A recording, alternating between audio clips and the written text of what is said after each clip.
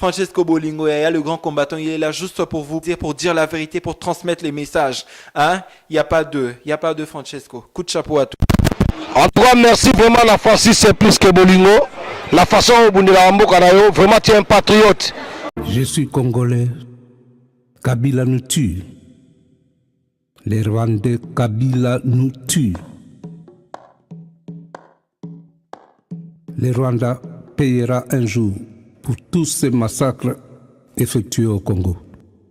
Je suis congolais, Kabila nous tue.